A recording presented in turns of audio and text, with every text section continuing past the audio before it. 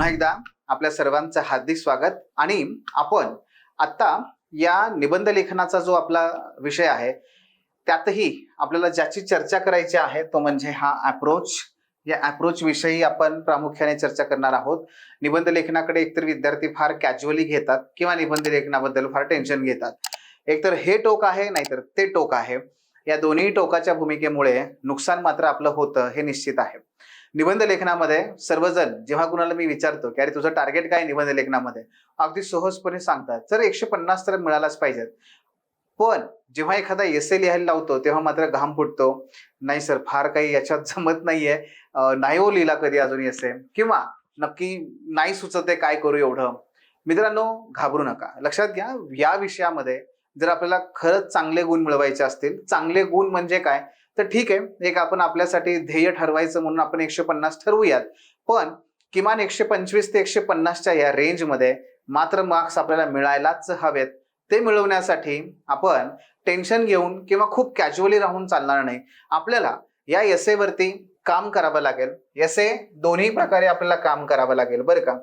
हे दोन्ही प्रकार कोणते आहेत तर हे समजून घ्या की एसे रायटिंग हे एकाच वेळेस आर्ट आहे आणि दुसऱ्याच वेळेस ते स्किल पण आहे। सो ह्या आर्ट वरती सुद्धा आणि स्किल वरती सुद्धा आपल्याला काम करायचं आहे। गेटिंग, ह्या दोन्ही वरती काम करायचं, दोन्ही समजून घेतले पाहिजेत तर डेफिनेटली आपल्याला तो खूप छान पद्धतीने त्याच्यामध्ये मार्क्स मिळू शकतात। अप्रोचचा विचार करत असताना सगळ्यात महत्वाचं आहे ते म्हणजे काय, जेव्हा मी इथे शब्द वापरलाय बघा की अप्रोच, तेव्हा आपण मराठीमध्ये त्याचा शब्द असा वापरूयात दृष्टिकोन। तर सगळ्यात महत्वाचा जो मुद्दा आहे ना मित्रांनो अप्रोच मध्ये तो म्हणजे हे नेहमी लक्षात ठेवा, हे नवे लिहून ठेवा, हे नवे त्या गोंधून ठेवा असं म्हणूयात आपण एक वेळेस, ते म्हणजे तो आहे बघा मुद्दा, निबंध म्हणजे जीएस नव्हे। तुमच्या अप्रोचचा सगळ्यात महत्वाचा मुद्दा जो आहे तो हा आहे, निबंध म्हणजे जीएस नव्हे। मित्रांनो फार मोठी गल्लत आणि फार मोठं ते म्हणतात ना की अरे जिंदगी भर मुझे ये समझ में नहीं आया, हा जिंदगी भर मैं फसता चला गया, असं जे म्हणतात ना लोक, हे त्यातलं एक महत्वाचं फ्रॉड, महत्वाचं एक सत्य आहे। ते म्हणजे निबंध हा जीएस नाहीये। जर यूपीएससी ला तेच अपेक्षित असतं तुमच्याकडून की निबंध हा तुम्ही जीएस प्रमाणे, नाही सर मी history, geography, polity, economy, society, internal security हे सगळं जोडतो, अरे बाबा तसं असतं तर त्यांनी जीएस मध्येच कुठेतरी तुम्हाला ह्या सगळ्या बाबी तपासून घेता येते। जीएस आणखी एक निबंध वेगळा पेपर का केला असता, तो वेगळा पेपर का ठेवलाय? आणि म्हणून मी जेव्हा माझ्या विद्यार्थ्यांशी पहिल्यांदा संवाद साधतो तेव्हा मी त्यांना हेच समजावून सांगतो की हे बघ, DS कोठारी कमिशन पासून, सतीशचंद्र कमिटी पासून ते पुढे वायके अलग कमिटी पर्यंत आणि आताचा सेकंड ऍडमिनिस्ट्रेटिव्ह रिफॉर्म पर्यंत या सगळ्यांनी बेंबीच्या देठापासून सांगितलं UPSC ला की निबंधाचा पेपर सेपरेट ठेवा। का सांगितलंय? कारण ज्या ज्या काही गुणांची तपासणी जीएसच्या इतर पेपर मधून होत नाही, पेपर 1, 2, 3, 4, मित्रांनो सगळ्या त्या गुणांची तपासणी त्यांना निबंधामधून करायची, त्या गुणांची त्यांना निबंधामधून तपासणी करायची आहे। हे कुठले गुण असतील बरं हे पण समजून घ्या। त्यातला पहिला सगळ्यात महत्वाचा गुण आहे ते म्हणजे तुमचं व्यक्तिमत्व। मित्रांनो तुमचं व्यक्तिमत्व तपासणं हे त्यांच्या कुठेही जीएस 1, 2, 3, 4 मधून होत नाही। वेळ कुठे, अहो तुम्हाला तरी वेळ कुठे आहे की मी एखादं उत्तर विचार करून मग लिहितो? नाही, 7 मिनिटात 6.5 मिनिटामध्ये उत्तर लिहायचं आहे, तिथे कधी विचार करणार तुम्ही? मेंदू ऑटो पायलट मोड वरती जातो आणि तुम्ही तिथे लिहायला लागता, कुठे विचार करणार आहात? पण विचार करायला खास वेळ दिलाय कुठे? निबंधामध्ये, ज्यातून तुमचं व्यक्तिमत्व त्यांना पाहायचं। मित्रांनो आगामी काळामध्ये जशा पद्धतीने एक प्रशासक, तुम्हाला IAS व्हायचंय, तुम्हाला डेप्युटी कलेक्टर व्हायचंय, त्याचं महत्वाचं काम काय आहे सांगा? त्याचं महत्वाचं काम आतापर्यंत आपण हेच पाहत आलोय अंमलबजावणीचं आहे, नाही, सगळ्यात इम्पॉर्टंट काम काय आहे माहिती? ते म्हणजे संप्रेषण, कम्युनिकेशन। मोस्ट ऑफ द योजना फसतात, अहो नव्हे पोहोचतच नाहीत। आणि न पोहोचणं, न माहिती मिळणं याच्यामुळे सगळ्यात जास्त नुकसान होतं शासनाचं. उद्याचा प्रशासक हा उत्तम संप्रेषण साधणारा असला पाहिजे. Good communicator, best communicator. आणि हे संप्रेषण म्हणजे जे सांगायचंय शासनाला, मित्रांनो तुम्ही सर्वजण उद्या अधिकारी झाल्यानंतर तुम्हाला हे जनतेपर्यंत पोहोचवायचंय. तुम्हाला संवाद साधायचा आहे जनतेसोबत, तुम्हाला संवाद साधायचा आहे तुमच्या हाताखालच्या सर्व कर्मचाऱ्यांसोबत, आणि त्यासाठी तुमच्याकडे खूप चांगलं संप्रेषण कौशल्य असणं अपेक्षित आहे. हे तपासायचंय त्यांना तुमच्या एस मधून, हे लक्षात घ्या. आणि गुड कम्युनिकेशन कधी होऊ शकतं, जेव्हा तुम्ही पुढच्याच्या हृदयाचा ठाव घ्याल, मेंदूचा नाही. सलमानचा डायलॉग आहे ना तो, हा मैं दिमाग में नहीं दिल में आता हूं. तसं सर्वसामान्य लोकांना मित्रांनो दिलची भाषा कळते, मनाची भाषा कळते, त्यांना बुद्धीची भाषा कळत नाही. सर्वसामान्यांना मी सांगतोय तुम्हाला. आणि तुम्हाला निबंधातून ती हृदयाची भाषा बोलायची आहे, ना की डोक्याची, मेंदूची. आणि म्हणून निबंध त्यासाठी गरजेचा आहे. आणि जेव्हा हृदयाची भाषा बोलायची असते तेव्हा तुमचं भाषेवर सुद्धा तेवढंच प्रभुत्व हवं. भाषा, येस, माय मराठी म्हणून तिला गृहीत धरू नका. ज्याला तुम्ही गृहीत धरताना नेहमी तिला तुम्ही दुःखी बनवता, लक्षात घ्या. आणि म्हणून तिला दुःखी करू नका, गृहीत धरू नका. माय मराठी नका गृहीत धरू, तिच्यावरती काम करा, तिला आपल्या जवळचं बनवा. मित्रांनो जेवढं तुमचं भाषेवर प्रभुत्व उत्तम असेल तेवढं तुम्हाला प्रभावी असं निबंध लेखन करता येणार आहे. भाषेवर कमांड मिळवा. नुसतंच आमची माय मराठी, अभिजात मराठी म्हणून तिच्याकडे दुर्लक्ष करू नका, गुणगौरव करू नका. आपल्याला फार जुनी खोड आहे भारतीयांना एक फार जुनी खोड आहे नव्हे, आपण ते त्यागलं पाहिजे. कित्येकांनी प्रयत्न केले, नाही सोडलो आपण तेच करतोय. आपण माणसांना एकतर देव बनवतो नाहीतर पायाखाली ठेवतो. मग तसं स्त्रीबाबत पण आपण केलं. तिला एकतर आपण देवी बनवलं, नवरात्र साजरा करणारे आपण, तिला एकतर देवी बनवलं नाहीतर आपण पायाखाली ठेवलं. आणि तीच अवस्था आपण आपल्या मराठीची केली आहे. एकतर मराठीला आपण अभिजात बनवलं नाहीतर आपण तिला काय केलं, कुठल्याही प्रकारची किंमत नाही दिली. हे करायचं नाही. निबंध लेखनामध्ये खूप चांगले गुण मिळवायचे असतील तर आपल्याला भाषेकडे भाषा म्हणून पाहावं लागेल, स्त्रीकडे स्त्री म्हणून पाहावं लागेल. हे लक्षात घ्या. तिचं तिला स्वतःचं स्थान द्यावं लागेल. आणि भाषेवरती दररोज काम करावं लागतं, दररोज तिला वेळ द्यावा लागतो, दररोज तिच्यासाठी काम करावं लागतं. भाषेवर प्रभुत्व पाहिजे. हा अप्रोच आहे निबंध लेखनाचा. अप्रोच दुसरा तिसरा काही नाहीये, हाच आहे. जे आपण करत नाही ना ते केलं पाहिजे. एक, सगळ्यात महत्वाचं तुमच्या व्यक्तिमत्वाची तपासणी. 2, किती उत्तम संवाद तुम्ही साधू शकता. 3, हा उत्तम संवाद साधण्यासाठी तुम्हाला गरज आहे भाषेवरच्या प्रभुत्वाची. IAS झाल्यानंतर जेव्हा तुम्ही शिमला, मसुरी अशा अनेक ठिकाणी जाता, तुमचं मसुरी इथे जे काही लवासनाला ट्रेनिंग चालतं मित्रांनो, तुम्हाला माहिती असेल या अधिकाऱ्यांना कंपल्सरी ते ज्या राज्यात जातात, कोणी समजा तुम्ही उद्या IAS झालात, IAS होऊन तुम्ही तामिळनाडूला गेलात तर तुम्हाला तमिळ भाषा शिकवली जाते. का शिकवायची तमिळ भाषा? कारण मित्रांनो तमिळ लोकांशी संवाद साधायचा आहे तर तमिळ भाषेतूनच साधावा लागेल. मोडका तोडका कसा का असे ना, पण तमिळ भाषा ह्या आल्या पाहिजे तुम्हाला. आणि म्हणूनच काय, इथे भाषेवर काम करा. येते लक्षात? भाषेवर काम करा. याच्या नंतरचे भाग आहेत मित्रांनो 2. तो दुसरा कुठला माहितीये? तो म्हणजे कॉन्टेंट. तुमच्याकडे विपुल प्रमाणामध्ये सामुग्री असली पाहिजे, कॉन्टेंट असला पाहिजे, तुमच्याकडे तो आशय असला पाहिजे. आशय गोळा करणं ही वर्षभर चालणारी प्रक्रिया आहे. ती वर्षभर चालवत ठेवावी लागेल, करावं लागेल. आणि त्याचबरोबर मग प्रत्यक्ष त्याचं लेखन. ठीक आहे, लेखन त्यातली तांत्रिकता असते. मग UPSC असो किंवा उद्याची MPSC असो मित्रांनो, तुमच्याकडून ह्या बाबी ती तपासणार आहे. आणि याच्या पलीकडे जाऊन ती तपासणार आहे आणखी 2 महत्वाचे मुद्दे. एक, तुम्हाला चिकित्सक विचार करता येतो का? आता हे चिकित्सक विचार म्हणजे काय तेही मी तुम्हाला सांगतो, पण पुढे बघूयात. तुम्हाला चिकित्सक विचार करता येतो का हे त्यांना तपासायचं आहे. आणि त्याच्या पलीकडे जाऊन त्यांना तुमचा जे व्यक्तिमत्वाचा जो भाग असतो तो म्हणजे काय, संतुलित मत. हे संतुलित मत तुम्हाला बनवता येतं का, देता येतं का, हे त्यांना तपासायचं आहे. आणि म्हणून मित्रांनो आता आणखी एक मुद्दा लक्षात ठेवा. निबंध म्हणजे GS नव्हे, हे जसं एक महत्वाचं सूत्र आहे ना लक्षात ठेवायचं, तसं आणखी एक तुम्हाला मुद्दा सांगतो. निबंध म्हणजे लेखक बनायचं नाहीये. निबंध लेखनासाठी आपल्याला उत्कृष्ट लेखक बनायचं नाहीये, उत्कृष्ट वक्ता बनायचं नाहीये. नाही नाही नाही नाही नाही.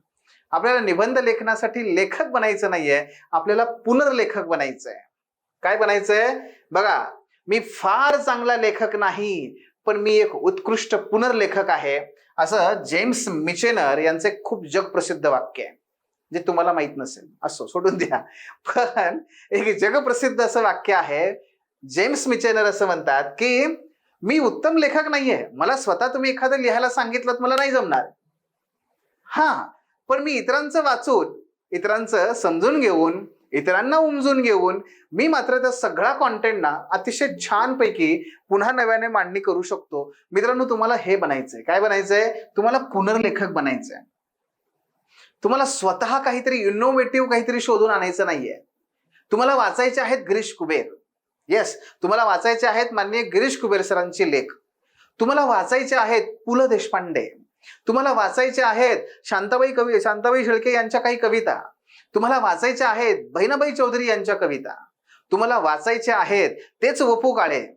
तुम्हाला वाचायचे आहेत वर्तमानपत्रातल्या अनेक विचारवंतांचे लेख. तुम्हाला वाचायच्या आहेत त्या अशा अगदी बालपणातल्या काही कविता, हिरवे हिरवे गारगालीचे हरितृणांच्या मखमालीचे, तेच वाचायचं आहे. किंवा तुम्हाला वाचायचे आहेत ती अशी सर्व काही गीतं, राष्ट्रगीतं. ती कुठली बघा, ते हे मायभू तुझे मी फेडीन पांगसारे, ऐक नाही, किंवा बलसागर भारत हो विश्वात शोभनी राहो. तुम्हाला तेच वाचायचंय, तुम्हाला त्याच कविता आहेत, तुम्हाला त्याच शाळेतल्या तुम्ही केलेल्या सगळ्याच्या काही सुभाषितांच्या ओळी आहेत त्याच आठवायच्या आहेत. तुम्हाला हे सगळं वाचायचंय. वाचून तुम्हाला फक्त समजून घ्यायचंय, पचवायचंय आणि पुन्हा ते प्रभावी पद्धतीने मांडायचंय. हेच निबंध लेखन आहे, दुसरं तिसरं काही नाहीये. पण हे करण्यासाठी प्रोसेस आहे. हे करावं लागतं, हे करणं जमावं लागतं. मी करतोय ते योग्य आहे का नाही हे कोणीतरी पाहावं लागतं. त्यासाठी मेंटॉर आवश्यक असतो. हे आपल्याला करायचं. येते लक्षात तुमच्या? आणि म्हणून निबंध लेखन हे स्वतः लेखक बनण्याची प्रक्रिया नाहीये.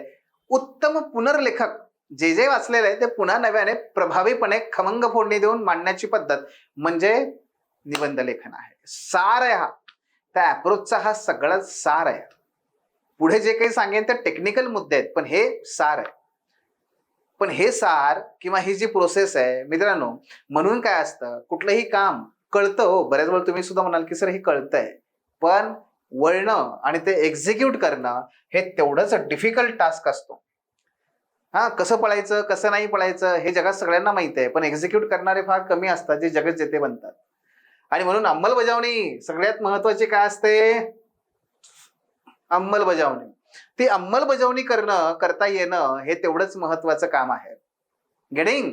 आणि म्हणून निबंध लेखन हा काय आहे, एक्झिक्युशनचा भाग जास्त आहे. त्यात नुसत्या गप्पा मारायच्या नाही आहेत. जोपर्यंत सराव करणार नाही, जोपर्यंत मेहनत करणार नाही, तोपर्यंत निबंध लेखन जमत नाही. इथे लक्षात? घाबरायचं नाहीये. अरे उडी तर मारा, आपोआप पाय हलतात. बघा, आम्ही आहे की सोबत तुमच्या. लक्षात घ्या. आणि मग निबंध कसा असतो बघा, निबंध हा ऑर्केस्ट्रा सारखा असतो. हे मागे तुम्हाला चित्र दिसेल, तुम्ही असे बघितले असतील. अजय अतुल साहेब तुम्हाला माहित आहेत, प्रख्यात संगीतकार आहेत. सैराट मधलं जे गाणं आहे,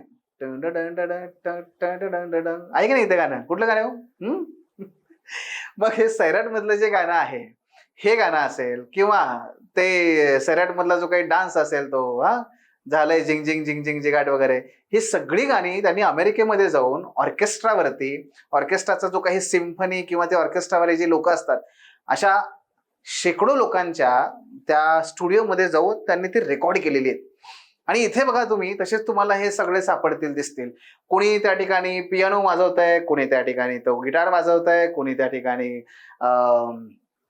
वेगवेगळी व्हायोलिन वाजवतंय, कोणी गाणी म्हणतंय, कोणी वोकल आर्टिस्ट आहे, कोणी कसा आहे, कोरसमध्ये आहे. अशी शेकडो लोक आहेत. आणि ह्या शेकडो लोकांकडून बघा, ही शेकडो लोक जी असतात, ह्या लोकांकडून ती जी सिम्फनी आहे, सिम्फनी म्हणजे काय, कानाला मधुर वाटणारं, अक्षरशः हृदयापर्यंत ते गाणं पोहोचवणारं किंवा तो नाद माधुर्य पोहोचवणारं जे काम असतं, ते कुणाचं असतं? तर ते असतं मधला जो काही तो ह्या आहे ऑर्गनायझर. तर त्याचं ते त्या ठिकाणी ते काम असतं आणि तो हे सगळ्यांकडून तो करून घेतो. आपण सुद्धा तेच आहोत. आपण सुद्धा जुबिन मेहता हे खूप जगप्रसिद्ध असे ते ऑर्गनायझर आहेत आणि किंवा तुम्हाला माहित असतील बघा हान्स झिमर जे इंटरस्टेलर नावाचा मूवी आहे किंवा सुपरमॅन नावाचे मूवीज आहेत नाही का, नाईट कुठला तो मूवी, अरे मला तर आठवत नाही त्याचा तो. हा, तर ते ह्यासारख्या ज्या मूवीचे जे काही म्युझिक असतात मित्रांनो, जे अंगावरती शहारे आणणारे म्युझिक आहेत, या सगळ्या ऑर्केस्ट्रामध्ये जो मधला माणूस आहे ना, तो सगळ्यांना एकत्र आणून त्यातून नादमाधुर्य निर्माण करतोय. तुमची भूमिका ती आहे. तुमच्याकडे भला सारा कॉन्टेंट पडलेला असतो, तुम्हाला बरेच अशा कविता आठवत असतात, बऱ्याच चारोळ्या आठवत असतात, बरेच प्रसंग आठवत असतात.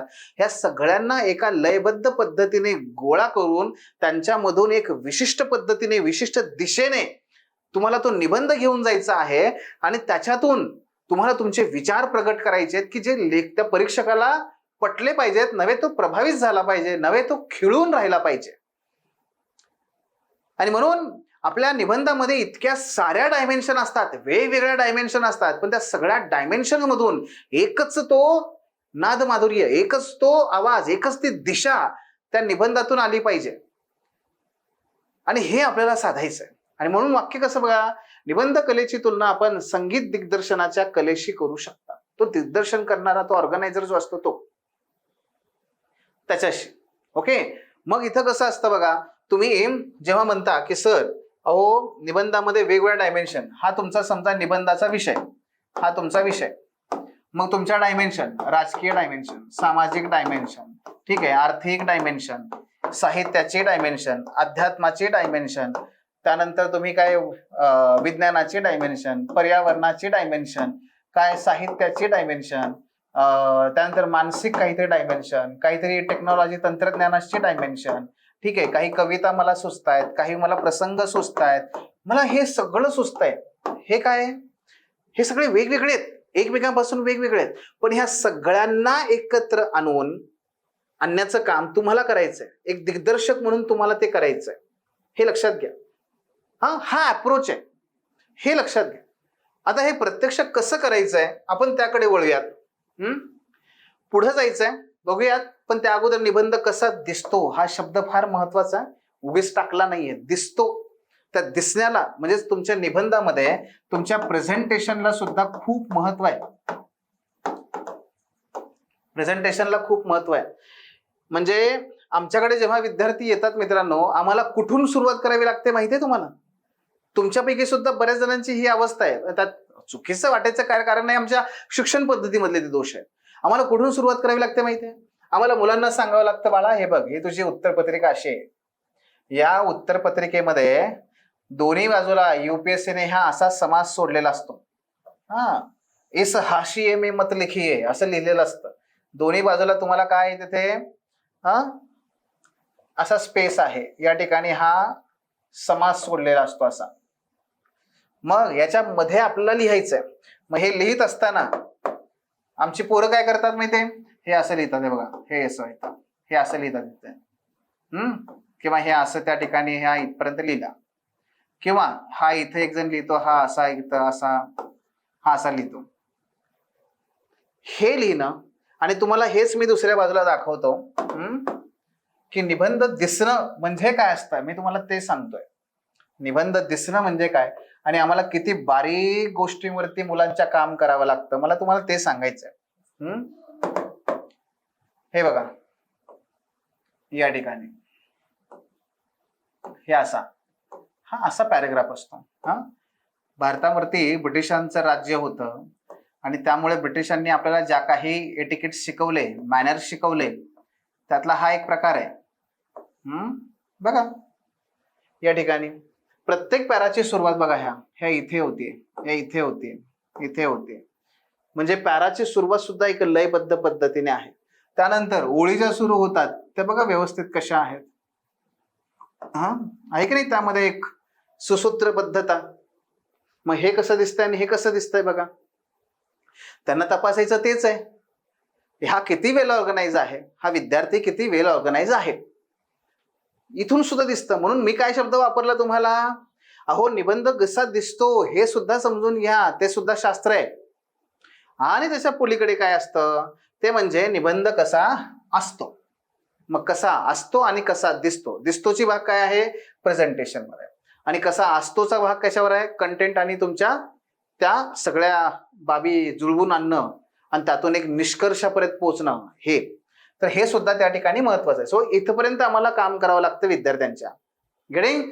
बऱ्याच वेळेस होतं काय की निबंधामध्ये बघा, हा एखादी डायग्राम काढायची आहे तुम्हाला, डायग्राम काढताय, काही हरकत नाही, डायग्राम काढा की. चालतं का? हो चालतं की, का नाही चालत? हा, जर आपल्याला आपले विचार प्रभावीपणे मांडण्यासाठी जर एखादी डायग्राम काढावी लागत असेल, ठीक आहे, तर काढा. पण डायग्राम काढल्यानंतर हे बघा, इकडे बघा, हे तुम्हाला जीएस मध्ये पण लागू आहे, सगळं आहे. जर समजा एखाद्याने अशी काहीतरी त्या ठिकाणी डायग्राम काढली, तर नुसतं इथे या ठिकाणी असं लिहून हे असं सोडू नका, कारण निबंधामध्ये आपल्याला वेळ आहे हो. तर हे बघा, हे असं काढणं आणि तुम्हाला इथेच मी ही सेम आकृती काढून दाखवतो, तुम्हीच फरक बघा त्यातला. हा तुम्हीच फरक बघा की प्रेझेंटेशन किती मॅटर करतं. आता हे इथे बघा,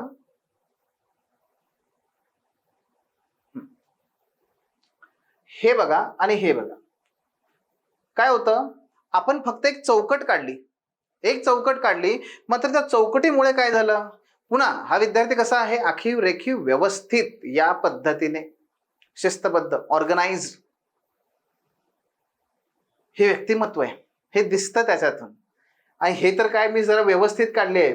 आमची मुलं काढणारी आकृत्या तर काय वेगवेगळ्या प्रकारे इकडे तिकडे कुठेतरी गेलेलं असते ते.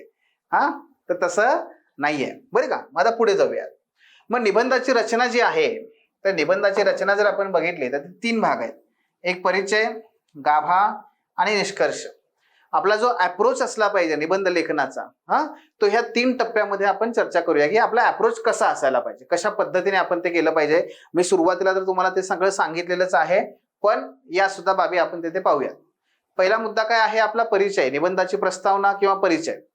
हा, प्रस्तावना, इंट्रोडक्शन. इंट्रोडक्शन हा पहिला टप्पा असतो का? बिलकुल नाही, बिलकुल नाही. पहिला टप्पा असतो मित्रांनो, प्रथम टप्पा. प्रथम टप्पा तो म्हणजे विषयाची निवड. विषयाची निवड. विषयाची निवड अतिशय महत्वाचं आहे. विषयाची निवड चुकली, वर्षच त्या ठिकाणी चुकलं, मग आपलं वर्षच चुकलं, मेन्स जाते हातातून. त्यामुळे 4 प्रश्नांमधून मी निवडायचा कुठला, कुठला निवडणार मी, हे फार क्रिटिकल आहे, फार क्रिटिकल आहे. हा, आणि म्हणून ते काय, विषयाची निवड. मग विषयाची निवड करत असताना आता कसं आहे, तुम्ही जेव्हा त्या परीक्षेला पोहोचाल ना, तोपर्यंत तुम्ही मेहनत खूप घेतलेली असेल, त्यामुळे तुम्हाला तिथे गेल्यानंतर विषयाची निवड करणं अडचणीचं ठरणार नाही. पण जे तयारीच करणार नाही त्यांना तिथपासून सुरुवात होते.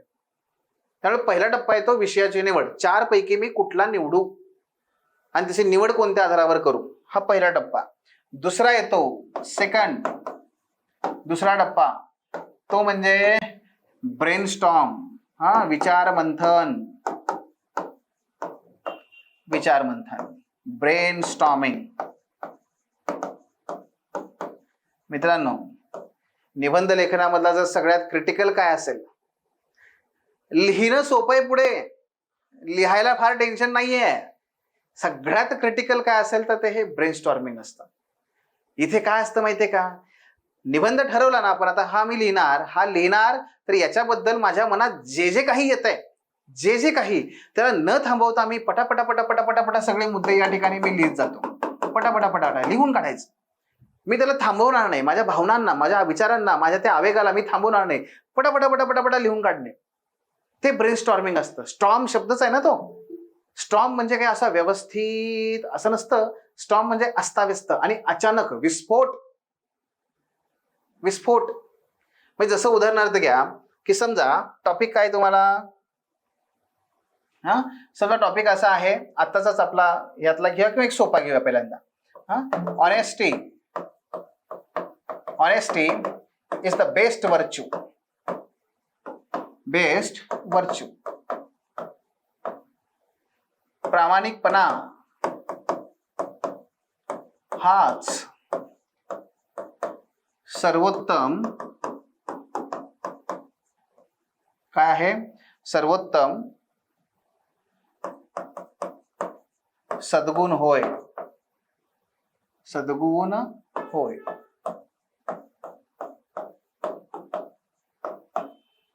हा टॉपिक आला, आपण निवडला हा टॉपिक. आता बघा बरं, करा प्रयत्न करा. तुम्हाला याच्यावरती जे जे काही आठवत आहे सगळं लिहा, पटापटा, थांबवू नका, सुरू करा. हो, लगेच सुरू करा. काय काय येतं याच्याबद्दल, काय काय शब्द आहेत? ऑनेस्टी एक शब्द आहे, ठीक आहे. बेस्ट व्हर्च्यू हा एक शब्द आहे. प्रामाणिकपणा आणि सद्गुण, ठीक आहे. प्रामाणिकपणा हा सर्वोत्तम सद्गुण होय. चला पटकन विचार करा आणि जे जे येतंय ते पटापटा लिहा. हो, तुम्हालाच म्हणतोय मी, लिहा. अरे बघताय काय, लिहा ना, पटकन लिहा, पटापटा. जे काही येतंय मनात, काय लहानपणाचं आठवतंय, आई वडिलांनी काही सांगितलेलं आठवतंय, आपण केलेल्या काही चुका आठवतायत, शाळेमध्ये पडलेला मार आठवतोय, काही गांधीजी आठवतायत, टिळक आठवतायत, शेंगा आठवतायत, काय आठवतंय? आजच आपल्याकडे भारतामध्ये एक शोक आपण व्यक्त करतोय. माननीय रतन टाटा साहेब त्या ठिकाणी त्यांचं देहावसान झालं. तर मग रतन टाटा हे आठवतील तुम्हाला, त्यांच्या संदर्भात तुम्ही वाचले एखादा किस्सा आठवतोय का? काय आठवतंय काय बघा.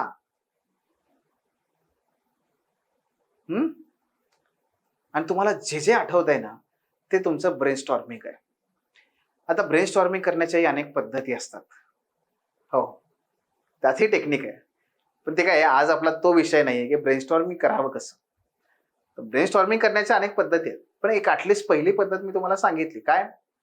जे जे मनात येतंय ना ते बाहेर वाक, हा असं जे जे काही येतंय ते सगळं बाहेर ओका. हो, अरे ओकाच ते. आणि त्यातल्या बऱ्याचशा गोष्टी गरजेच्याच नसतात, पण ते टाका, काढा, येऊ दे, थांबवू नका स्वतःला. आणि मग जेव्हा ते येतात ना बाहेर अशा, मग तुम्ही काय करायचंय, पुढे त्याला ऑर्गनाईज करायचंय. मग त्याच्यामध्ये फ्लो तयार करायचा आहे की सुरुवात मी कुठले पॉईंट घेईन, नंतर कुठला पॉईंट घेईन, मग फ्लो कसा मेंटेन ठेवेन, मग हे कसं करेन, मग ते कसं काय, कशा पद्धतीने प्रसंग कुठला अगोदर लिहीन, मला ह्या 3 स्टोरी आठवल्या, मी मध्ये मध्ये मी कसं टाकेन, मला ह्या 2 कविता आठवल्या, 2 वाक्य आठवली, हा प्रसंग आठवला, मी हे काय हे सगळं ऑर्गनाईज करायचं मित्रांनो इथेच ब्रेनस्टॉर्मच्या पद्धतीला, टप्प्याला. हे करायचं पहिलं. आणि ब्रेनस्टॉर्मिंग मध्येच आणखी एक काम करायचं आहे, ते म्हणजे काय, की ते म्हणजे प्रस्तावनेचा कच्चा मसुदा तयार करायचा. प्रस्तावनेचा कच्चा मसुदा हा इथेच तयार करायचा, इथेच.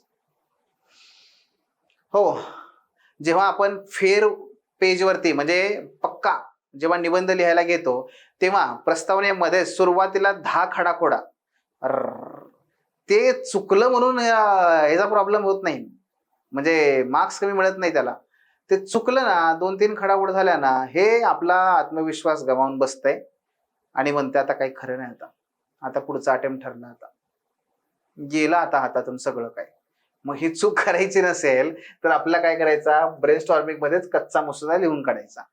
आणि तो लिहून काढला कच्चा मसुदा की त्याच्यावरती एक थोडासा वेळ द्यायचा आणि मग त्याला काय, जो कुठं कट करायचं असेल, काय करायचं असेल ते करायचं आणि त्यानंतर फायनली तो आपला प्रस्तावनेमध्ये लिहायचा. गेटिंग? मग तो प्रस्तावनेमध्ये आलेला पाहिजे. बघा इथे कुठे गेला, ही प्रस्तावना. आणि मग प्रस्तावना जी आहे ती काय करते, निबंधाच्या संदर्भाची चुणूक, मध्यवर्ती कल्पना, त्यातून वाचकाला निबंधातील युक्तिवाद किंवा प्रतिवाद यांची ओळख. आता हे सगळं एकाच ठिकाणी करणं हे खरं डिफिकल्ट काम असतं. त्यामुळे प्रस्तावना मुळात लिहिणं, आमची अर्धी जनता काय आहे, प्रस्तावना लिहिण्यामध्येच आपला सगळा वेळ घालून बसते. प्रस्तावना सर अशी लिहिली पाहिजे ना की वाचणारा अक्षरशः चक्कर येऊन पडला पाहिजे, म्हणजे अशी प्रस्तावना लिहिता येईल का, मला तशी लिहायची नसते, तसली कधीच नसते जगात. परीक्षक चक्कर येऊन पडला पाहिजे म्हणजे मग पेपर तपासणार कोण तुझा, तर कशाला चक्कर पाडतोय, तसं नसतं. प्रस्तावना ही काय आहे, येस, त्या निबंधाकडे जाण्याचा तो राजमार्ग आहे, मान्य आहे. पण म्हणून मी आता प्रस्तावना लय ढासू लिहितो, सरावानेच ते जमतं, सराव करायचा असतो. पण प्रस्तावना प्रभावी असली पाहिजे. आणि मग प्रस्तावनेमध्ये काय बरं, तर ऍटलिस्ट तुम्ही काय करा, हे दोन मुद्दे तरी सांगा. एक मध्यवर्ती कल्पना आणि संदर्भ. संदर्भ संदर्भ कसला? प्रत्येक विषय जेव्हा तुम्ही निवडता, इथे बघा, जेव्हा तुम्ही विषयाची निवड करता ना, हे आता प्रामाणिकपणा हा सर्वोत्तम सद्गुण होय, हा समजा तुम्हाला एसे आला, तर याचा संदर्भ काय बरं? संदर्भ दोन प्रकारे तपासता येतो. एक तो म्हणजे चालू घडामोडीमध्ये काही घडलंय का, चालू घटनामध्ये काही घडलंय का, आणि दुसरं काही विषय, तांत्रिक विषयासंदर्भात. मी पहिलं उदाहरण सांगतो तुम्हाला. चालू घटनामध्ये समजा त्यावेळेस ज्यावेळेस तुम्ही मेन देताय हा विषय तुम्हाला आला, तर समजा त्या वर्षामध्ये कधी एखादी फार मोठी करप्शनची घटना घडली आहे का? आहे का असं काही? किंवा असं एखादं काही घडलंय का की जिथे एखाद्या प्रशासकीय अधिकाऱ्याला किंवा एखाद्या कर्मचाऱ्याला जागतिक स्तरावर किंवा भारतातल्या एखाद्या पत्रकाराला जागतिक स्तरावरती त्याच्या उत्कृष्ट पत्रकारितेबद्दल पुरस्कार मिळालाय? म्हणजे समजा NDTVचे पूर्वीचे चीफ एडिटर आणि आता त्यांनी स्वतः युट्यूबवरती चॅनल सुरू केलं आणि त्याच्या माध्यमातून ते काम करतायत असे रवीश. आता हे तुम्हाला जे रवीश माहिती असतील, तर रवीश कुमार, नमस्कार मैं रवीश कुमार, असं म्हणून त्यांचा आवाज असतो बघा सुरुवातीला. तर हे रवीश कुमार यांना जेव्हा मॅक्सेसे पुरस्कार मिळाला, तर आपण काय समजा त्या वर्षात पत्रकार म्हणून त्यांना पुरस्कार मिळाला, तर मग काय त्याचा कॉन्टेक्स्ट तो आहे, ती चालू घटना आहे, त्या घटनेच्या संदर्भात त्या परीक्षकाला वाटलं, पेपर सेटरला की अरे नाही याप्रमाणे काहीतरी टाकलं पाहिजे. तर चालू घटनेमध्ये काही घडलंय का, फार मोठा भ्रष्टाचार उघडकीला आलाय का, एखाद्या पत्रकाराला काही पुरस्कार मिळालाय का, तो कॉन्टेक्स्ट आहे, तो लक्षात आला पाहिजे. मग तो आला तर काय करायचं, आपण त्या संदर्भानेच आपली प्रस्तावना सुरू करायची. म्हणजे काय की पेपर सेटर आणि परीक्षक, लक्षात घ्या, पेपर सेटर आणि परीक्षक हे उत्तर तपासत नाहीत, ते उत्तरामध्ये शोधत असतात त्यांना काय हवंय ते शोधत असतात की तुम्हाला संवाद जमतोय का, ते शोधत असतात तुम्हाला अभिव्यक्ती जमतीये का, तुम्हाला विषय कळलाय का, ते शोधत असतात. मग त्यांना हा जर कॉन्टेक्स्ट कळला, अरे आपण ह्याच कॉन्टेक्स्टने विचारले आणि पकडले, बरोबर पकडले याने, झालं की तिथेच. पण त्यासाठी काय, आपलं वर्षभराचं वाचन, हा पहिला कॉन्टेक्स्ट असतो. आणि दुसरा कॉन्टेक्स्ट काय, विषयाचा विषय. आता हा विषय बघा ना, प्रामाणिकपणा हा सर्वोच्च सद्गुण आहे.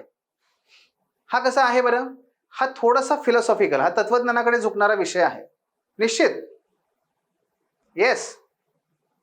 पण आपण काही तत्वज्ञानाचे विद्यार्थी आहे का? नाही ना. मग आपल्याला प्रशासनात जायचंय. मग प्रशासनामधल्या प्रशासकीय अधिकाऱ्याच्या प्रामाणिकपणाच्या संदर्भात तुम्हाला हा एसे विचारलेला आहे, हे तुम्हाला हिट झालं पाहिजे. प्रशासकीय अधिकारी, प्रशासकीय कर्मचारी, प्रशासनातले लोक हे प्रामाणिक असले पाहिजेत. जनकल्याणाची जी संकल्पना आहे प्रत्यक्षात अवतरण्यासाठी प्रशासकीय अधिकारी हे प्रामाणिक असले पाहिजेत. हे तुम्हाला तिथं संदर्भात देता आला ना, अहो झालं की तुमचं उत्तर पहिल्या झटक्यात तुम्ही सिक्सर मारला. म्हणून कॉन्टेक्स्ट.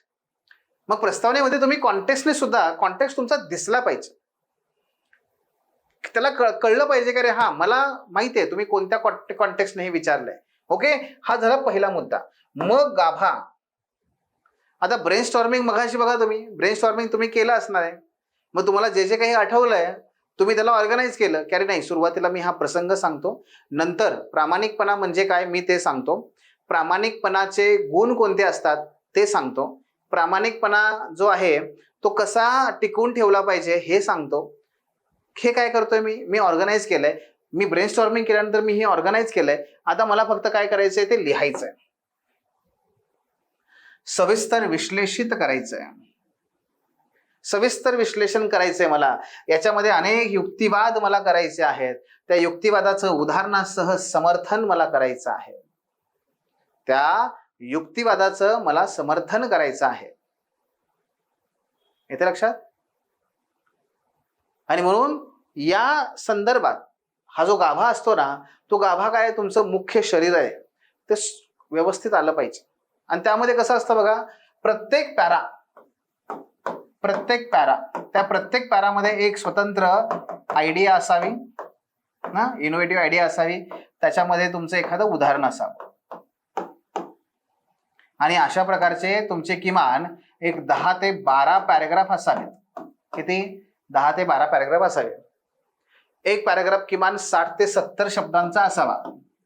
60 ते 70 शब्दांचा असावा किमान, बरं का? आणि मग त्या पद्धतीने हे लिहायचं. मग प्रत्येक पॅरामध्ये त्याला असं उत्सुकता वाढली पाहिजे. अरे पुढच्या पॅराग्राफमध्ये कुठली आयडिया आहे, कुठलं उदाहरण आहे, पुढचे कुठली आयडिया आहे, पुढचं कुठलं उदाहरण आहे. प्रत्येक पॅरामध्ये स्वतंत्र आयडिया घेऊन विकसित करत जायचं. मी त्याला आयडिया म्हणतो, बरेच जण त्याला डायमेन्शन म्हणतात. पण माझ्यासाठी मी असं नेहमी म्हणतो विद्यार्थ्यांना, हे बघ, नवनवीन आयडिया पुढे आण, नवनवीन कल्पना पुढे आण. ती गरज आहे आज समाजाला, त्याची गरज आहे अधिक. इतके असंख्य प्रश्न आहेत आपल्या भारतामध्ये. तुमच्यासारख्या होतकरू आणि तरुणांची जी काही ऊर्जा आहे ना, या नाविन्यपूर्णतेमध्ये आणा, दाखवा त्याला. अरे नाविन्यपूर्णता आहे, एखादा प्रश्न सोडवण्यासाठी नाविन्यपूर्णतेने काम करता येऊ शकतं, दाखवा. ते करता आलं पाहिजे. निबंध तुम्हाला खूप स्कोप देतो, हे करा, हे केलं पाहिजे. आणि त्याच नंतर निष्कर्ष. गणपतीची जेव्हा आपण आरती करतो किंवा कुठल्याही देवीची आपण जेव्हा आरती करतो, तेव्हा सगळ्यात शेवटी काय म्हणता तुम्ही? काय म्हणता शेवटी? हा, ते झालं का? ते सुखहर्ता दुःखहर्ता वार्ता विघ्नाची, नुर्वी पूर्वी प्रेम कृपा जयाची. हा, आणि मग शेवटी काय काय करता? शेवटी गणपती बाप्पा मोरया. हे नाही करता घोषणा देता? नाही, त्याने तर करताच हो, पण त्याच्या अगोदरच एक फार महत्वाचं आहे. काय? घालिंग लोटांगण वंदे चरणन पाहिन डोळ्याने, काय रूप तुझे प्रेमे आलिंगन. आहे का नाही? हे सगळीकडे येतं का नाही? का करता? कारण त्याच्या माध्यमातून तुम्ही संदेश देता जगाला, सगळ्यांना. आरती संपली. घालिंग लोटांगण म्हणलं की आरती संपली, हे सगळ्यांना माहिती असतं. मग घालिंग लोटांगण वंदे चरणन, नाही असं हे जे आहे. आणि मग शेवटी काय? तो कळस असतो, काय? घोषणा द्यायच्या. जनरली गणपतीच्या संदर्भात घोषणा देतात, देवी किंवा इतर भागात फार नसतं तसं. मग अशा वेळेस काय असतं? निष्कर्ष किंवा तो काही कन्क्लुजन. मग परीक्षकाला कळलं पाहिजे ना, तुम्ही सुद्धा काय त्या निबंधाला आता घालिंग लोटांगण वंदे चरणम डोळ्यानं पाहिन रूप तुझे असं ते म्हटलंय बाबा. आता झाला. लग्नामध्ये सुद्धा काय? आता सावध सावधान वाजंत्री, आहे का नाही? हे तशा पद्धतीने सगळे लोक कानात ते तेल आणून ऐकत असतात. कधी म्हणतं हे? आता सावध सावधान वाजंत्री, बहु झाला गलबला म्हणलं, लोक सगळं आपलं जिकडे तिकडे टाकून जेवायला पळायला मोकळे असते की नाही? हे तसं आहे. आणि म्हणून निबंधाचा शेवट, निष्कर्ष, शेवट हा तेवढाच क्रिटिकल आहे. ही तुम्हाला शेवटची संधी आहे. ही शेवटची संधी आहे. कशासाठीची? त्या परीक्षकाला प्रभावित करण्याची शेवटची संधी. T20 मधल्या शेवटच्या ओव्हर मधला जे काही 6 बॉल आहेत ना, ते हे आहेत. याच्यावर तुमची मॅच आहे. जिंकणार का हारणार याच्यावरती सगळं आहे. आता याचे जे आहेत बघा, पूर्णविराम मिळतो याच्यामुळे. आणि दुसरं, निष्कर्ष अतिशय स्पष्ट अचूक असावा. त्यात निबंधाचा गाभा आणि परिणाम यांचा संदर्भ असावा. लाइन और लेंथ के साथ बोलिंग करने का हमेशा. लाइन और लेंथ कधी सोडायचं नाही. येस, ओके, ते करायचं नेहमी. एक पहिलं. आणि दुसरं म्हणजे काय तर निष्कर्ष कसा लिहावा. पुन्हा त्याच्या मित्रांनो किमान 6 ते 7 पद्धती आहेत. त्या आपण नक्की त्याची चर्चा करूयात, त्यात काही अडचण नाहीये. पण मुद्दा असा आहे इथे की आता काय तो काय आपला आत्ताचा विषय नाहीये, पण तो असायला पाहिजे. मग honesty is the best virtue. प्रामाणिकपणा हा सर्वोच्च गुण आहे, सद्गुण आहे. याचा शेवट कसा कराल बरं? शेवट कसा कराल? अप्रोचचा भाग म्हणून एक तुम्हाला गंमत सांगू. जेव्हा मी ब्रेन स्टॉर्मिंग करत असतो का, त्या ब्रेन स्टॉर्मिंगला, म्हणजे मी अजून निबंध लिहायला सुरू पण नाही केला, त्या ब्रेन स्टॉर्मिंगला मी तिथेच माझा काय ठरवला पाहिजे, शेवट काय असेल. माझा शेवट काय असेल हे मी इथं नाही ठरवणार, ब्रेन स्टॉर्मिंगला ठरवणार. मला उदाहरण सांगा, मला एखादं उत्तर द्या, पटकन उत्तर द्यायचं. जेव्हा तुम्ही गावाला जाता किंवा गावाला जायला निघता, घरातून निघाला, गावाला जायला निघता, तेव्हा अगोदर रस्ता, अगोदर बस ठरवता आणि मग गाव ठरवता का? का अगोदर गाव ठरवता कुठे जायचंय? मला जायचंय संभाजीनगरला, मला जायचंय मुंबईला, हे अगोदर ठरवता का अगोदर मी कुठल्या रस्त्याने जाऊ, मी कोणत्या वाहनाने जाऊ, मी कोणासोबत जाऊ, मी कसा कसा जाऊ, हे ठरवता? काय ठरवता अगोदर? अगोदर डेस्टिनेशन ठरवता. निष्कर्ष, शेवट हा अगोदर ठरवला पाहिजे. कधी कधी ठरवायचा तो? तुमच्या त्या ब्रेनस्टॉर्मिंग मध्ये ठरवायचा असतो. आणि मग जसं महासागरामध्ये भटकणाऱ्या जहाजाला तो दीपस्तंभ दिसत असतो. महासागरामध्ये ना कुठला रस्ता आहे, ना कुठला मार्ग आहे, ना सिग्नल आहे, काही नाहीये. पण ती होडी किंवा ते बोट किंवा ते जहाज इकडे जाईल, तिकडे जाईल, लाटामुळे हेलकावण्या खाईल, हे करेल, ते करेल, पण शेवटी तिला माहितीये मला तिथेच पोहोचायचंय. ते कुठेही जाऊ दे रे, पण ते तिथंच जाणार शेवटी. म्हणून आयुष्याला सुद्धा काय असतं बघा, आहे की नाही तुमच्या? मला कुठे जायचंय? मला IAS व्हायचंय, मला डेप्युटी कलेक्टर व्हायचंय, मला ते व्हायचंय ना. हे तुमचं दीपस्तंभ आहे, हे तुमचं ते पोचायचं डेस्टिनेशन आहे. मग भले मध्ये काही होऊ दे, कधी मला जॉब करावा लागेल, मध्ये काम करावं लागेल, मला शाळेत जावं लागेल, मला कॉलेज जावं लागेल, मला मध्ये अभ्यासात खंड पडेल, मला घरामध्ये काम करावं लागेल गृहिणी म्हणून, मला कधी इकडे लग्नाचा तिथे प्रसंग आडवा येईल किंवा लग्न झाल्यानंतर मला घराच्या जबाबदाऱ्या येतील, सगळं होऊ दे, पण मला तो दिसतोय, तो दीपस्तंभ दिसतोय, तो ठरलेला असला पाहिजे ना. तसं निबंधाचं आहे, शेवट ठरलेला असला पाहिजे. मग आपण कुठे भटकत नाही, मग आपण सरळ त्या निबंधाच्या त्या शेवटाकडे जातो. हा तसा आहे, ते आपल्याला करायचं. हा लक्षात घ्या, हा अप्रोच सांगतोय तुम्हाला मी. एक एक मुद्दे सांगतोय आणि त्या पद्धतीने मित्रांनो आपल्याला काय करायचंय, हा जो एसे आहे तो लिहायचा आहे. ठीक आहे ना. हा एसे लिहित जायचा आहे. हे 1, 2, 3, 4 असे हे सगळे टप्पे आहेत. ठीक आहे. मग होतं काय की याच्यामध्ये आपण जेव्हा हा निष्कर्ष पाहतो, निष्कर्षानंतर मग काही टप्पे आहेत बघा. निबंध लिहित असताना तो विकसित करण्याच्या काही महत्वाच्या पायऱ्या आहेत, टप्पे आहेत. काय काय करायचं असतं, साधे सोपे गोष्टी आहेत. जे मी सांगितलं ना ते तुम्हाला फक्त काय करतोय इथे टप्प्या पायऱ्या पायऱ्याने सांगत चाललोय. एवढंच. एक पहिला संदर्भ तो लक्षात घ्या. दुसरं, विषयाच्या विविध बाजू लक्षात घेण्याचा प्रयत्न करा. पहिला काय, कॉन्टेक्स्ट कळला पाहिजे. शीर्षकामध्ये कुठले कुठले कीवर्ड आहेत, जसं आत्ताच्या निबंधामध्ये कुठला कीवर्ड आहे, ऑनेस्टी, वर्च्यू, प्रामाणिकपणा, सद्गुण, ते काय आहे, त्याचा अर्थ काय होतो, हे आपल्याला माहिती पाहिजे. आणि म्हणून बऱ्यापैकी ना मित्रांनो, जर तुम्ही बघितलं तर एथिक्सचा जो पेपर आहे ना तुमचा, हा एथिक्सचा पेपर तुम्हाला निबंधासाठी खूप मदत करतो. छोट्या छोट्या कॉन्सेप्ट त्याच्यामध्ये तुमच्या क्लिअर होतात आणि मग तुम्हाला निबंधामध्ये खूप सोपं जातं. दुसरी पायरी काय असते, कीवर्ड लक्षात घ्यायचे, समजून घ्यायचे आणि त्यानुसार आपल्याला निबंधाची रचना करायची असते. तिसरं, मुख्य शब्दांचा स्पष्ट अर्थ आपल्याला माहिती असावा. स्वतंत्रपणे आणि एकत्रितपणे दोन्ही प्रकारे.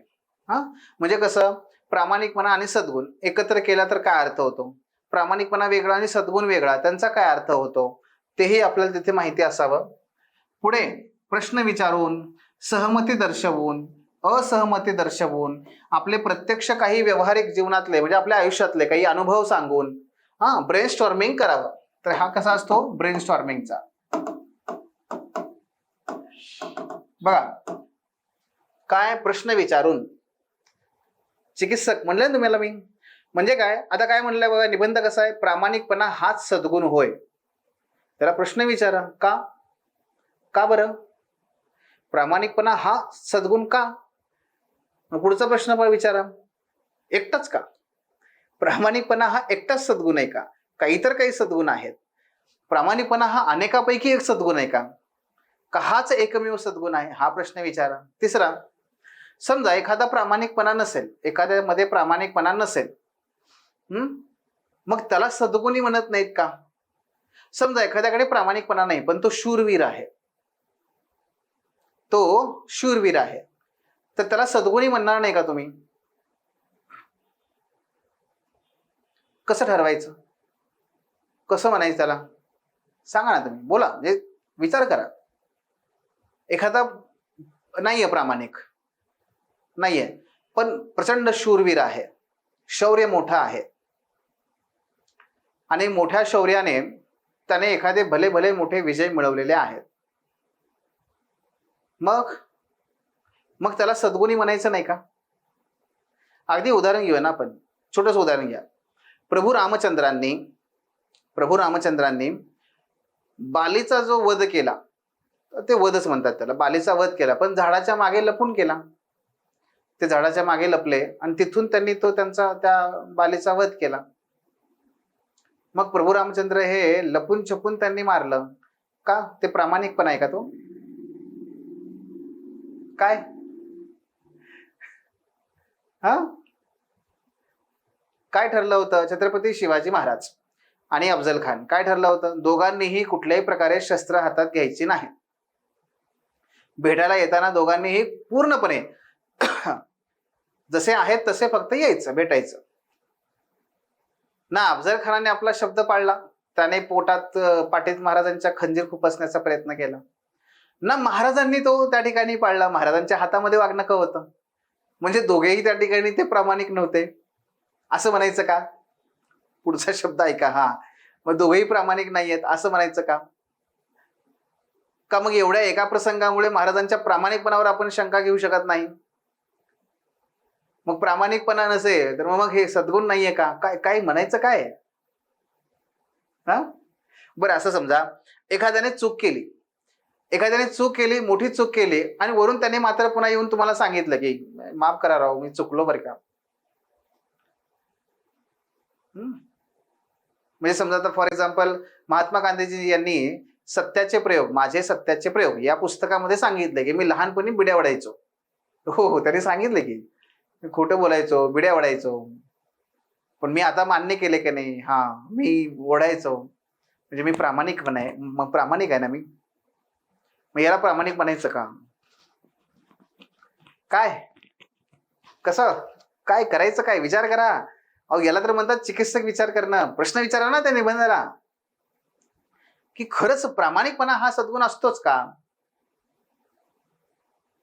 आणि हा प्रामाणिकपणा जर बाळगला आपण सद्गुणी म्हणून राहण्यासाठी, तर व्यावहारिक जीवनामध्ये आपण जगू शकू का? व्यावहारिक जीवनामध्ये आपण पुढे जाऊ शकू का? मग रतन टाटा यांचं उदाहरण घ्या, आहे का नाही? आयुष्यभर अतिशय प्रामाणिकपणे काम करत राहिले, पण सायरस मिस्त्री यांच्या प्रकरणामध्ये त्यांच्यावरती अनेक आरोप प्रत्यारोप झाले. काय लक्षात येते का मुद्दे? प्रामाणिकपणा. ठीक आहे, हो, मला मान्य आहे हिटलर नव्हता सद्गुणी, मान्य आहे मला, हिटलर सद्गुणी नव्हता. नेपोलियन कोण होता? अलेक्झांडर कोण होता? होते का हे प्रामाणिक?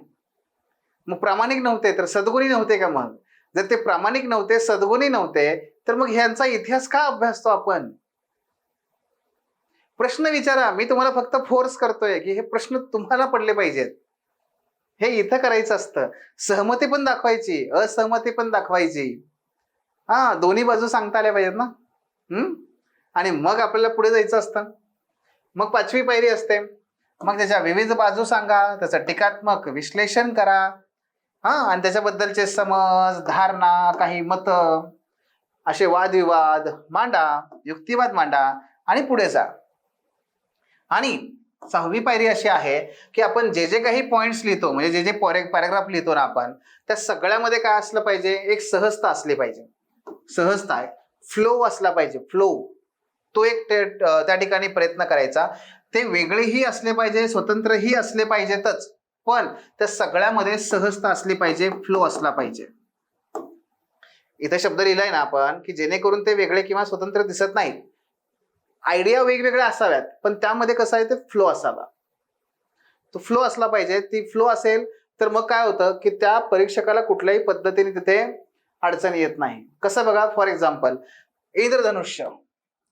इंद्रधनुष्यामध्ये 7 रंग वेगवेगळे असतात की नाही? 7 रंग वेगवेगळे. पण 7 रंग वेगवेगळे असून सुद्धा ते पाहत असताना मात्र त्यांचा त्रास होत नाही किंवा ते एकमेकांना पूर्णपणे विरुद्ध आहेत असंही वाटत नाही. उलट इंद्रधनुष्य पाहणं हे आपल्यासाठी एक पर्वणी असते. पर्वणी निसर्गाचे जे काही अद्भुत चमत्कार आहेत त्यापैकी हा इंद्रधनुष्य एक आहे की नाही? का? कारण त्याच्यामध्ये फ्लो आहे. तसा फ्लो आपल्या निबंधामध्ये आला पाहिजे. आणि त्याचबरोबरीने मुख्य कल्पना, जी मुख्य कल्पना असते त्यासोबत आपला समारोप झाला पाहिजे. एक वाक्य बघा इथे, जॉर्ज इलियट यांचं. ते म्हणतात की हे संकुचित मन आहे जे एखाद्या विषयाकडे विविध दृष्टिकोनातून पाहू शकत नाही. या अर्थाने एक चांगला निबंध तो आहे जो एखाद्या विषयाच्या सर्व संबंधित दृष्टिकोनांचा चिकित्सकपणे शोध घेतो. म्हणजे काय? संकुचित मनाला हे जमत नाही. मग आपण संकुचित मनाने निबंध लिहायचा आहे का? नाही. आपण व्यापक मनाने निबंध लिहायचा आहे. व्यापक. आणि व्यापक मनाने निबंध लिहित असताना आपल्याला सर्व वेगवेगळे दृष्टिकोन वेगवेगळ्या प्रकारे चिकित्सा करून निबंध लिहायचा आहे. हा अप्रोच आपला निबंध लेखनाच्या संदर्भात असला पाहिजे, हे सुद्धा लक्षात घ्या. आणि याच पद्धतीने तुम्ही जायला हवं, हाही मुद्दा लक्षात घ्या. ठीक आहे. सो मित्रांनो, एकूणच काय आहे तर सर्वसामान्य व्यक्तींना फक्त ज्या गोष्टी समोर दिसतात त्याच्यावरतीच ते आपली मतं बनवतात. तुम्ही सर्वसामान्य व्यक्ती नाही आहात, तुम्हाला सर्वसामान्य राहायचं नाहीये, तर तुम्हाला हे शिकून घ्यायचं आहे की व्यापक अर्थाने वेगवेगळे डायमेन्शन, वेगवेगळ्या आयडियाज, वेगवेगळ्या पद्धतीने आपल्याला एखाद्या विषयाला कसं फुलवता येऊ शकतं. ठीक आहे. सो या पद्धतीने आहे, हे आपलं ॲप आहे, डाउनलोड करा. इथे तुम्हाला वेगवेगळ्या पद्धतीने कोर्सेस आहेत, फ्री कोर्सेस आहेत, ते तुम्हाला पाहता येतील. तुमचे काही त्या ठिकाणी प्रश्न असतील तर तुम्ही चॅट बॉक्समध्ये विचारू शकता. ठीक आहे. हां, धन्यवाद. The officer, your personal mentor चॅनलच्या नवनवीन अपडेट्ससाठी चॅनलला लाईक, सबस्क्राईब आणि शेअर करा. थँक्यू.